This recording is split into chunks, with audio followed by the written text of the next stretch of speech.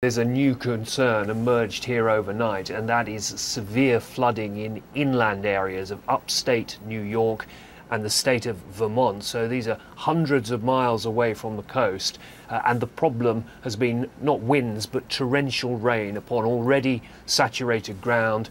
And the local TV networks here now are showing pictures of 2 or 3 towns where there is literally floodwater cascading through the high streets, residents being rescued from their homes by lifeboats.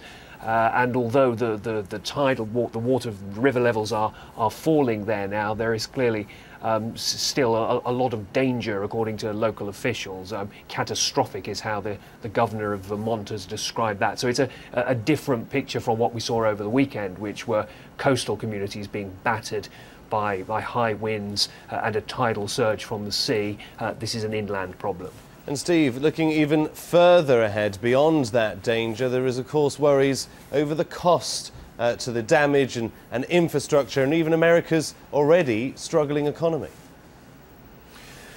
Well, certainly it is going to cost billions to put this right. If you look at those pictures from North Carolina, which really bore the brunt of Irene's full force when she was still technically a hurricane, there have been entire communities wiped out there, although thankfully the loss of life is not as great as had been feared, because there had been evacuation orders